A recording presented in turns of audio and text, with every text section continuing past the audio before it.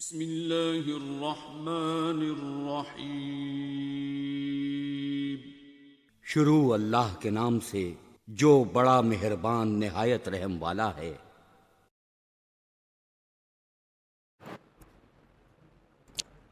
الحمد للہ وکفا وسلام علی عباده الذین اصطفى اما بعد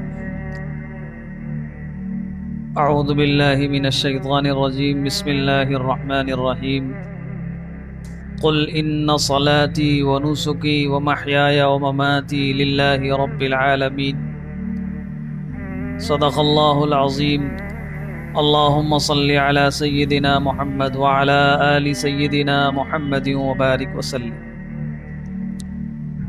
محترم بزرگوں اور دوستوں، عزیز دینی بھائیوں، 2-4 دن کے بعد ہی ایک اہم تہوار آنے والا ہے جس کو ہم اور آپ عید الاضحیٰ یا بقرہ عید کے نام سے یاد کرتے ہیں۔ یہ جو ذی الحج کا مہینہ ہے، اس کی خاص عبادتیں 2 ہیں۔ ایک عبادت تو اس کا خاص مقام، خاص جگہ طے ہے، وہ حج کی عبادت ہے۔ وہ صرف مکہ مکرمہ کے چند علاقوں کے ساتھ خاص ہے۔ آج دنیا بھر کے حاجی مینا پہنچ گئے، کل عرفات جائیں گے، ان کا حج ہو جائے گا۔ اللہ پاک سب کے حج کو قبول فرمائے اور ہم سب کو بھی بار بار یہ سعادت عطا فرمائے۔ دوسری عبادت جو ساری دنیا کے مسلمان انجام دیتے ہیں وہ قربانی کی عبادت ہے۔ ایک تو قربانی کی تاریخ ہے، اس کا پس منظر ہے۔ عام طور سے ہم سب کو معلوم ہوتا ہے ابراہیم علیہ السلام کی یاد میں یہ قربانی اس امت میں آئی ہے۔ دوسرے قربانی کے چند ضروری مسائل ہیں، چونکہ وقت کم ہے اس لیے جو اہم اور ضروری مسائل ہیں وہ عرض کر دیے جا رہے ہیں تاکہ ہمارا یہ قربانی کا عمل صحیح طرح سے ادا ہو جائے۔ کن لوگوں کے اوپر قربانی کرنا واجب ہے؟ جو شریعت میں صاحب نصاب ہیں، جن کو شرعاً مالدار کہا جاتا ہے، ان کے اوپر قربانی واجب ہے۔ جتنے بالغ مرد اور بالغ عورتیں شرعی اعتبار سے مالدار ہوں گے یا عورتیں مالدار ہوں گی تو سب کی طرف سے قربانی کرنا واجب ہے۔ گھر میں 4 لوگ ہیں، چاروں مالدار ہیں، شوہر اور بیوی ہیں، دونوں مالدار ہیں۔ شریعت میں مالدار صاحب نصاب اس کو کہتے ہیں جس کے پاس 7.5 تولہ سونا ہو یا 52.5 تولہ چاندی ہو، یا اتنے روپے پیسے ہوں یا سامان تجارت ہو جس سے 52.5 تولہ چاندی خریدی جا سکتی۔ ایسے شخص کو شریعت کی نگاہ میں مالدار کہا جاتا ہے۔ تو ایسے مالدار مسلمانوں کے اوپر قربانی کرنا واجب ہے۔ اب اس میں عام طور سے بعض لوگ گھر میں مثلاً ایک بکرا لے آئے، قربانی کرا دی، وہ سمجھتے ہیں کہ ہمارا قربانی کا عمل ہو گیا۔ حالانکہ گھر میں بیوی بھی مالدار ہے، بچے اگر بڑے ہو گئے، بالغ ہو گئے، ان کے پاس اتنا مال و اسباب اپنا ہے، وہ بھی مالدار ہیں۔ تو جتنے بالغ لوگ ہوں گے صاحب نصاب، سب کی طرف سے قربانی کرنا ضروری ہوگا۔ کچھ لوگ ایسے بھی ہیں، امت میں بعض لوگوں کا کام ہے کنفیوژن پیدا کرنا، شک پیدا کرنا۔ ہر موقع پر رمضان المبارک آتا ہے تو بعض چیزوں کے تعلق سے کنفیوژن، بقرہ عید آئی، قربانی کا آیا تو اس میں تو اب کہتے ہیں کہ حدیث میں تو ہے کہ ایک قربانی کرا تو پورے گھر والوں کی طرف سے ادا ہو جائے گی۔ تو حدیث میں یہ بھی ہے کہ ایک قربانی پوری امت کی طرف سے ادا ہو جائے گی۔ اللہ کے رسول صلی اللہ علیہ وسلم نے ایک قربانی پوری امت کی طرف سے کی، وہ بھی حدیث میں موجود ہے۔ ساری دنیا میں ایک مسلمان کر دے، سب کی طرف سے ادا ہو جائے گی۔ کس حدیث کا کیا مطلب ہے، اس کا پس منظر کیا ہے، اس کو سامنے رکھ کر مسئلہ اس حدیث سے نکالا جاتا ہے۔ بہرحال جو بھی صاحب نصاب ہیں گھر میں جتنے افراد، سب کی طرف سے قربانی کرنا ضروری ہے۔ کن جانوروں پر قربانی کر سکتے ہیں؟ بڑے جانوروں میں اونٹ پر قربانی کی جا سکتی ہے، گائے پر قربانی کی جا سکتی ہے، بھینس پر قربانی کی جا سکتی ہے، چاہے نر ہو یا مادہ ہو۔ لیکن چونکہ ہمارے یہاں گائے پر قربانی پر پابندی ہے، اس لیے بہرحال مسلمان کرتے بھی نہیں ہیں اور بچنا بھی چاہیے۔ اپنے آپ کو بلا وجہ مصیبت میں کیوں ڈالیں انسان؟ باقی جو جانوروں کی اجازت ہے اس میں قربانی کریں۔ چھوٹے جانوروں میں بکرا، بکری ہے، بھیڑ ہے، دمبا ہے، نر ہو یا مادہ، ان سب میں قربانی کر سکتے۔ پھر شریعت نے سب کی عمر بھی متعین کر، ان کے علاوہ کسی اور جانور میں قربانی نہیں کر سکتے۔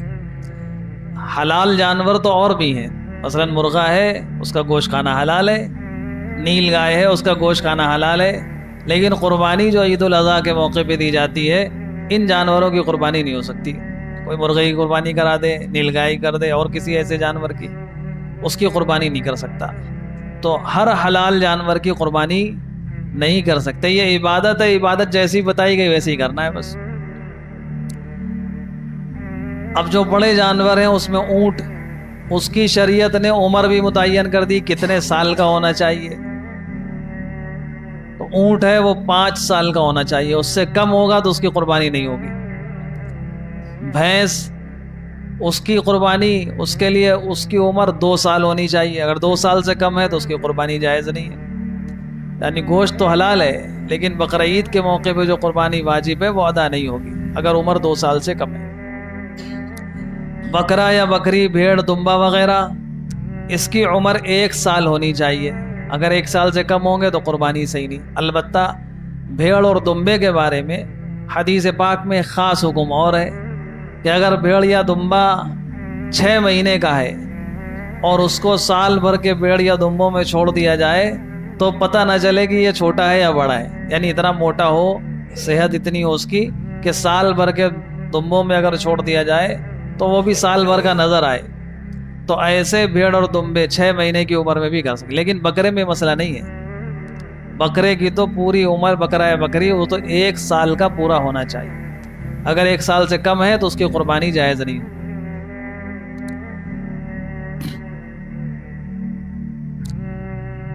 بکرا، بکری جو چھوٹے جانور ہیں، بھیڑ اور دمبا، یہ ایک قربانی ایک آدمی کی طرف سے ہوگی۔ بڑے جانوروں میں 7 لوگ حصہ لے سکتے ہیں، اونٹ ہے، بھینس وغیرہ، اس میں 7 لوگوں کی طرف سے قربانی ہو سکتی ہے۔ قربانی کا جانور ہر عیب سے پاک ہونا چاہیے، اس میں لنگڑا نہ ہو، مثلا کانا نہ ہو، سینگیں نہ ٹوٹی ہوں۔ تو جو بھی جانور انسان خریدے تو دیکھ کر یہ اللہ کے حضور میں قربانی پیش کی جا رہی ہے، اور یہ تو اس امت کی خصوصیت ہے۔ اللہ تعالیٰ نے اپنے محبوب صلی اللہ علیہ وسلم کے صدقے اور طفیل میں اس امت کو بہت سی خصوصیات عطا فرمائی۔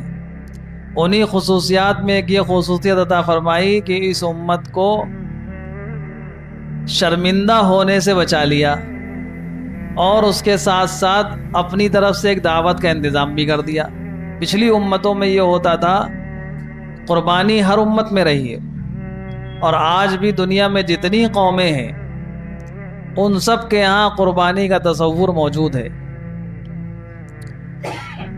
پچھلی امتوں میں قربانی جب ہوتی تھی تو حکم یہ تھا کہ قربانی کرنے کے بعد جو چیز اللہ کے راستے میں قربان کی ہے، چاہے وہ جانور قربان کیا ہو یا صدقہ وغیرہ نکالا ہو، وہ سب لے جا کر جنگل میں یا پہاڑ میں رکھ دو۔ آسمان سے آگ اترتی تھی، جس کا قبول ہونا ہوتا تھا آگ اس کو جلا دیتی تھی، ختم کر دیتی۔ یہ علامت ہوتی تھی کہ اللہ نے یہ قربانی قبول کر لی۔ اس میں جن کی نہیں قبول ہوتی تھی ان کو بڑی شرمندگی اٹھانی پڑتی تھی۔ مثلا بڑے نیک ہیں، لوگ سمجھ رہے ہیں کہ بڑے اچھے ہیں، یہ ان کا مال بالکل حلال ہے، قربانی پیش کی، آگ نے اس کو جلایا ہی نہیں، تو ایک شرمندگی اور ذلت ہوتی تھی۔ اللہ پاک نے ہم اس امت کے اوپر اس کا پردہ ڈال دیا۔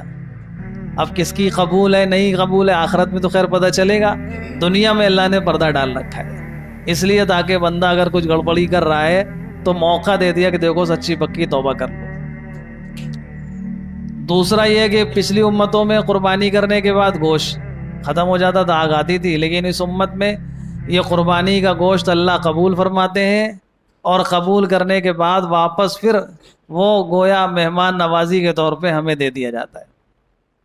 ورنہ جب اللہ کے لیے قربانی کر دی تو اس کا کھانا نہیں ہونا چاہیے، تو غریبوں میں صدقہ ہو جاتا یا کچھ اور مصرف ہوتا، لیکن اب یہ اللہ کی طرف سے ملا۔ اسی لیے یہ جو قربانی کے بقرعید کے ایام میں یہ جو قربانی ہوتی ہے، اس کا گوشت شوق اور ذوق کے ساتھ کھانا چاہیے۔ یہ ہم اپنے پیسوں کا خرید کے نہیں لائے، اپنے پیسوں کا جو جانور لائے تھے وہ تو ہم نے قربان کر کے اللہ کو دے دیا۔ اب جو ہمیں گوشت مل رہا ہے وہ اللہ کی طرف سے مہمان نوازی کے طور پہ ہمیں دیا جا رہا ہے، یہ اللہ کی طرف سے ملا ہے، تو خوب شوق کے ساتھ، یعنی اس کا یہ تصور کر کے کہ اللہ تعالیٰ کی طرف سے ملا ہے ہمیں، ویسے کھانا چاہیے۔ رسول اللہ صلی اللہ علیہ وسلم صحابہ اکرام کے بارے میں آتا ہے قربانی کا گوشت بڑے شوق سے کھاتے تھے، بلکہ کئی دن رکھ کر اس کو استعمال کرتے تھے۔ اب پچھلے زمانے میں فریز وغیرہ تو ہوتی نہیں تھی، نمک یا کچھ ایسے لگا لیتے تھے اور اس کو گوشت رکھ لیتے تھے اور کئی دن تک کھاتے تھے اس کو، تو شوق سے استعمال کرنا چاہیے۔ تو 7 حصے اس میں ہو سکتے ہیں، جانور جو لے کر آئے اس میں کوئی عیب نہ ہو۔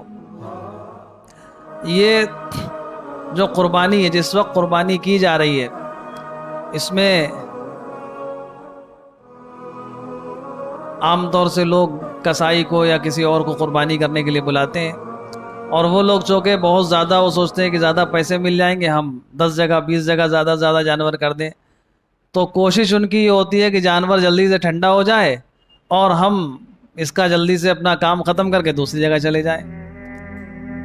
جب 3 رگیں کٹ گئیں تو اس وقت 3 رگیں کٹنے کے بعد جانور کو چھوڑ دینا چاہیے تاکہ پورا خون اس کا نکل جائے۔ 3 رگیں کاٹنے کے بعد عام طور سے اگر آپ نہیں روکیں گے ان کو تو وہ چاقو لے کر اپنے ہاتھ سے ضرور ذرا سا اندر ڈال کے ایسے کر دیتے۔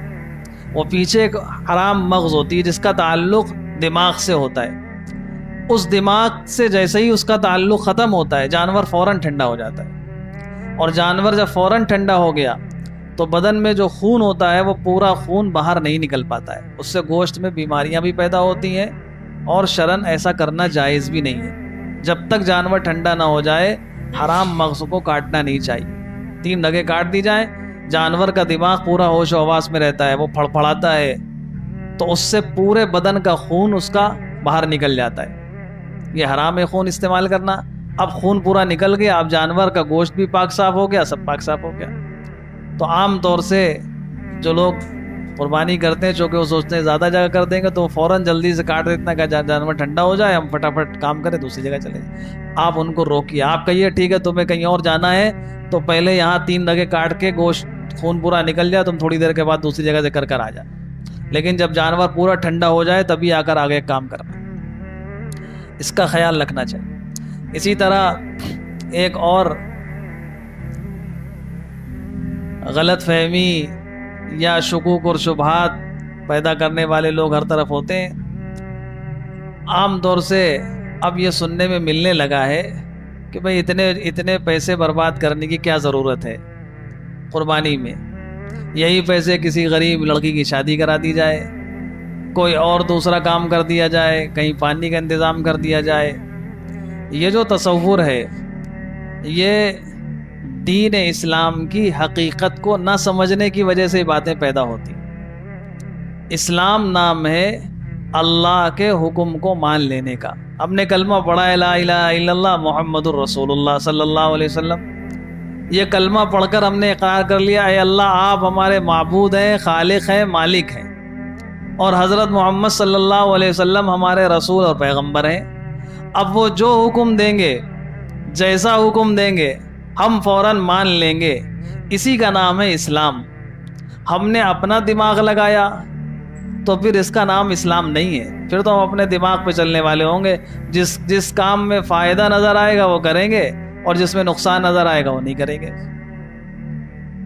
اللہ تعالیٰ کا نظام ہے، دیکھیے بکریاں حلال ہوتی ہیں، قربان ہوتی ہیں، پوری دنیا میں اربوں خربوں کی تعداد میں تین دنوں میں بکریوں کی قربانی ہوتی ہے، لیکن کیا کبھی کسی سال کم ہوئی آج تک؟ اور جو جانور ایسے ہیں جن کی قربانی نہیں ہوتی، ان کی نسلیں ختم ہو جا رہی ہیں، حکومتیں ملکوں کی لگی ہوئی ان کی نسلوں کو بچانے کے لیے، حالانکہ دنیا میں کہیں نہ اس کی قربانی ہوتی ہے۔ کتنے قسم کے شیر تھے ختم ہوتے جا رہے ہیں، اور دوسرے جانور تھے وہ ختم ہوتے جا رہے ہیں۔ اور جن کو اللہ نے یہ اللہ کا نظام ہے دنیا میں بنایا ہوا، سارے احکامات اللہ نے دیے، سارے انتظام اللہ تعالیٰ ویسے ہی کرتے ہیں، وہ رب ہیں۔ تو ہم کو یہ اگر یہ کسی کے ذہن میں ایسا تصور آتا ہے تو وہ اسلامی تصور نہیں ہے۔ ان 3 دنوں میں اللہ کو سب سے زیادہ پسندیدہ عمل جانور کی قربانی کرنا ہے۔ آدمی ایک کر سکتا ہو ایک کرے، اور اللہ نے اسباب دیے ہیں، آپ اپنے ماں باپ کے لیے کیجئے، اپنے گھر والوں کے لیے کیجئے، رسول اللہ صلی اللہ علیہ وسلم کی طرف سے کیجئے، اور اپنے اکابر کی طرف سے، بزرگوں کی طرف سے، جتنے آپ کو اللہ تعالیٰ نے اسباب دیے خوب قربانی کیجئے۔ اللہ کو ان 3 دنوں میں یہ قربانی کا عمل بہت پسند ہے، اور قربانی کا گوشت خون زمین پر گرنے سے پہلے اللہ کے یہاں قبول ہو جاتا ہے، ہر بال کے بدلے اللہ نیکی عطا فرماتے ہیں۔ ایک روایت میں فرمایا کہ اگر کوئی شخص کسی کے اوپر قربانی واجب ہے اور اس کے باوجود اس نے قربانی نہیں کی تو ایسا شخص ہماری عیدگاہ کے قریب نہ آئے۔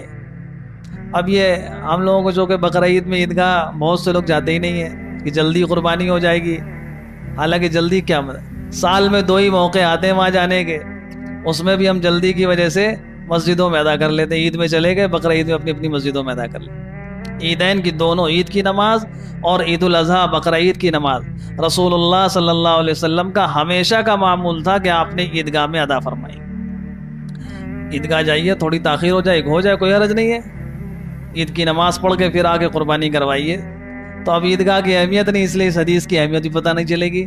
اس زمانے میں تمام جتنے مسلمان تھے وہ سب کے سب عیدگاہ میں آتے تھے نماز پڑھنے، رسول اللہ صلی اللہ علیہ وسلم خود امامت فرماتے تھے، تو ہر جتنے مسلمان تھے مدینہ منورہ میں سب وہاں آ کر عیدگاہ میں نماز پڑھتے تھے۔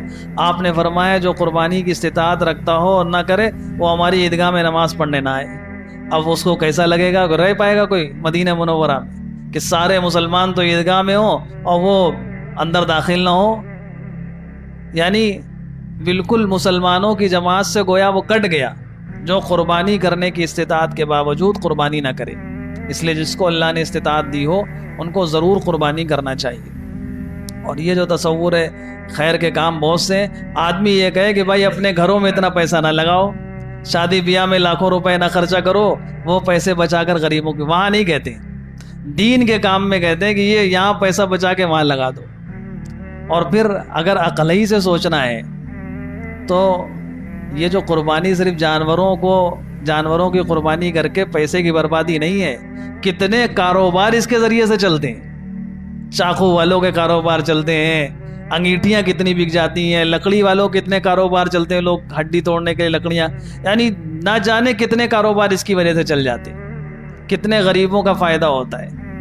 تو بہرحال ہمیں اس نیت سے نہیں کرنا چاہیے کہ کس کا فائدہ ہو رہا ہے، نہیں، اللہ کا حکم ہے ان 3 دنوں میں ہمارے اوپر، ہمیں اس کو پورا کرنا ہے۔ جب یہ سمجھ کر قربانی کریں گے تب یہ ہماری قربانی صحیح قربانی ہوگی۔ ہم نے اپنے دماغ کو لڑانا شروع کر دیا تو پھر تو شریعت کا کوئی حکم سمجھ میں نہیں آئے گا۔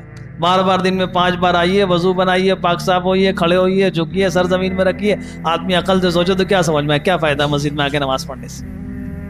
اگر ہر چیز میں عقل لگانے لگا، اتنی دیر میں دکان میں بیٹھ کے ہم پیسے کما لیں گے، وہ پیسے غریبوں کو دے دیں، کتنے لوگوں کو فائدہ ہو جائے گا۔ ہم بار بار 5 بار دکان بند کر کے مسجد آتے ہیں تو پھر تو کوئی عمل نہیں کر سکتا انسان۔ قربانی کیا ہے؟ تو ہر جگہ اپنی عقل نہیں لڑانا چاہیے۔ شریعت نے جو حکم دے دیا ہے اس کو مان لینا، اسی کا نام دین ہے۔ اسی طرح بعض لوگ قربانی میں ایک کام اور کرتے ہیں، خود صاحب نصاب ہیں، گھر میں ماں باپ ہیں، بوڑھے ہو گئے ہیں، دل کے اندر جذبہ ہے، کہتے ہیں جب تک ماں باپ زندہ ہیں ہم تو اپنے ماں باپ کے نام پہ قربانی کرائیں گے۔